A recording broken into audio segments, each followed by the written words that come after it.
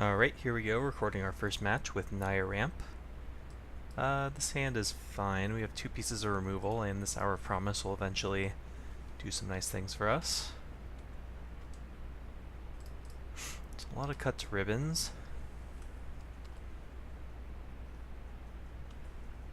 Opponent's not up to anything, luckily.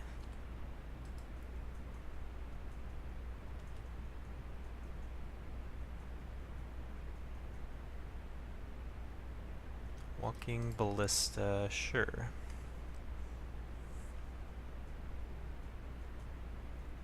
Well, we have removal for days, so we might as well just start throwing it at stuff.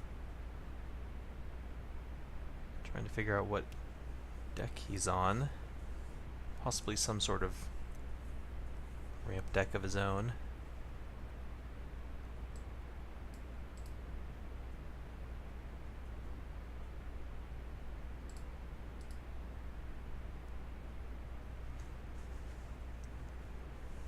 There is a substantial draw to white in a green-based ramp strategy. You have access to Fumigate, you have access to, like, Approach of the Second Sun, Cast Out, just more flexible options. Alright, so Treasure Map was an interesting draw. It's generally better to get that going early, and we have a good amount of mana that we can activate it right away and get it going. The next turn we could still cut to ribbons. This Ballista is not really causing us too many problems right now, so I think it is actually correct to play the Treasure Map instead. It's definitely a case where the sorcery speed hurt us a bit. It would have been nice to just end of turn kill that. So if this had been like an Abrade, it would have been much better for us, obviously. Cycling Cast Out. Arch of Araska. Just gonna power up the Ballista now. That's good for me, I think. Let's go ahead and scry. Sunbird's Invocation. I'm actually gonna leave that on top because that will be good eventually. We just need to find our 5th land. So we'll draw that. Cut to ribbons. He's gonna get to shoot us twice, but that's fine. We'll have another scry to find our land.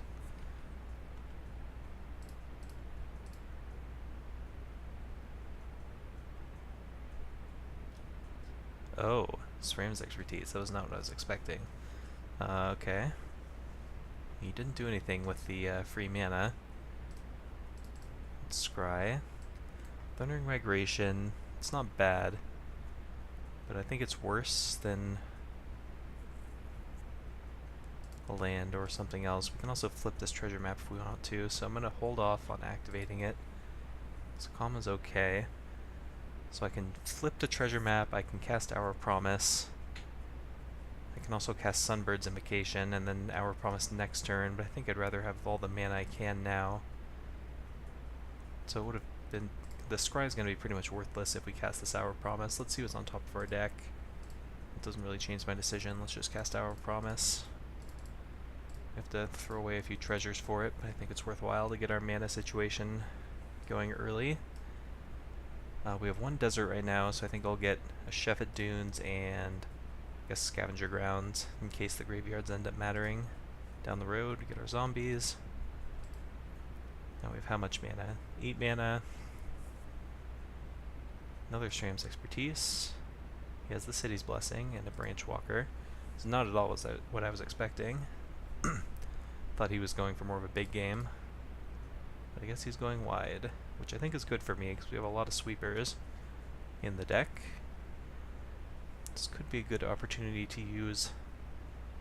Let's see, how much mana do we have? We have 7 mana with just our lands. I can cast Sunbirds plus a Cut to Ribbons, but we'd have to use our treasure for that.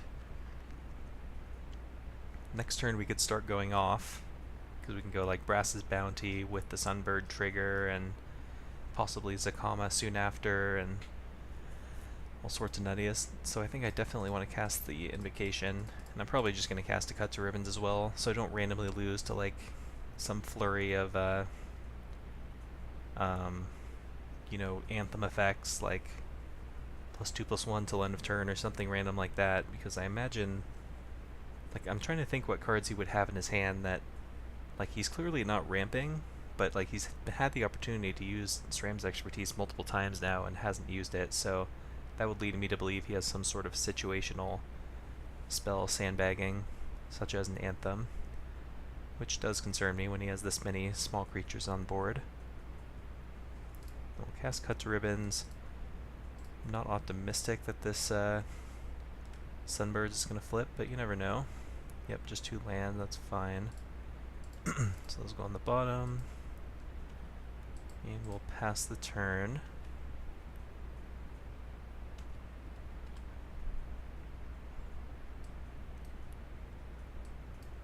Now we have 7 mana. So if we draw land, we can cast Brass's Bounty and Sakama in the same turn and get 2 triggers off the Sunbirds, but it looks like he's taking care of that now. Alright, fine. No attacks. Well, if the best he could do last turn was to just cast out, I might as well just cast it again. I'm still not in too much danger, it feels, of dying, so I don't have to make too many decisions just yet. If we get to untap with this Invocation, I feel like nutty things are going to start happening. There's a lot of mana. You're just going to draw a card. That's very good for me. This token looks like a City's Blessing. I don't know why it looks kind of bugged out. Should probably report that since this is the beta. Alright, land was great draw. So now we get to start going nuts. So we're going to start with a Brass's Bounty. 4, 5, 6. I guess I'll leave the Treasure Cove up, not that it matters much. Trigger the Invocation. See what's in our top 7. Sweltering Suns is pretty good. I'm probably going to just cast that. Gift of Paradise is also nice. Gift of Paradise is relevant because I could potentially kill with Cut to Ribbons this turn. Or I could just cast another Brass's Bounty and do the same thing. You know what? That probably makes sense. Just to make a million treasures. I might be able to kill him this turn.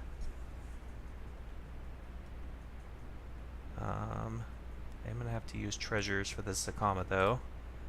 1, white, red, green, and then the rest don't matter.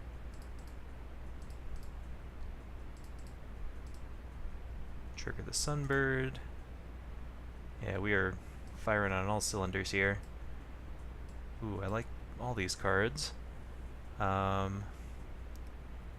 think Star of Extinction makes the most sense. Yeah, he's just conceding. So let's see, I would have gotten to untap all my mana. 1, 2, 3, 4, 5, 6 plus 8 treasures. It's 14 mana, so I wouldn't be able to kill him immediately, but we were in very good shape there. Okay, so he's going wide, so Sweltering Suns makes sense. I don't know that I need to change too much, though. Didn't see anything too problematic. I can just trim on something big. Maybe one of these Hour Promises. Normally I would say Sunbird's Invocation, but it didn't look like he was putting that much pressure on me. Especially if I'm on the board sweeper strategy. And like, in his color combinations, it's kind of hard for him to deal with the Sunbird's Invocation outside of Cast Out. Although if he has access to something like Naturalize or Appetite for the Unnatural or something like that, he'd probably bring it in here. We also showed him Treasure Map, so that makes sense for him to do so. So possible we just want to trim on that. Do something like this. Especially since we're on the draw. Trimming on a do-nothing card makes some sense. Don't think I need to go too deep on like Arborback Stomper or anything. Just because, like, again, I'm not that worried about him chipping us away bit by bit as much as him just exploding out with a bunch of tokens and an Anthem effect and killing us all in one hit. It seems to be more the thing than us needing to protect our life total at all costs. Mostly just want to see what he's up to, see what his go wide package looks like exactly. This hand's fine. By fine, I mean it's actually one of our better hands. This deck can have some pretty awkward draws with all the top-heavy stuff going on.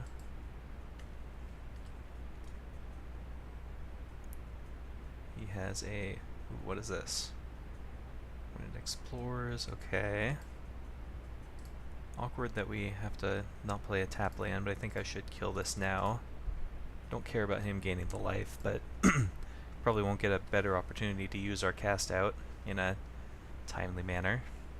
Ooh, he's missing a land drop, that's good for me. Okay, let's cast Gift of Paradise.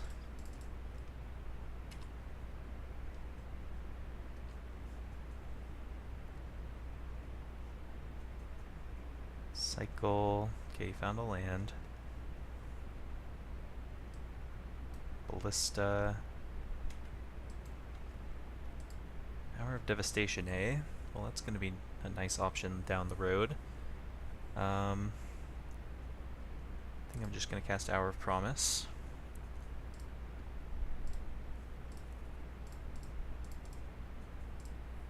Grab 2 deserts. Probably just the same 2 deserts I got last time. Shepherd Dunes, Scavenger Grounds. Get my zombies. Nice thing about the zombies, even though they're going to get swept up by this Hour of Devastation, it will force him to commit more to the board here.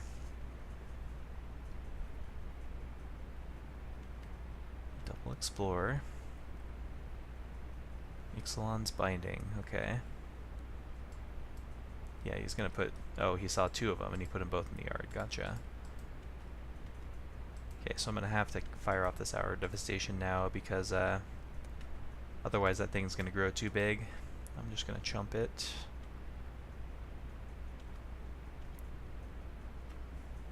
It's also good, except that it doesn't hit this Wild Growth Walker, so just going to cast the Hour of Devastation. Red, red.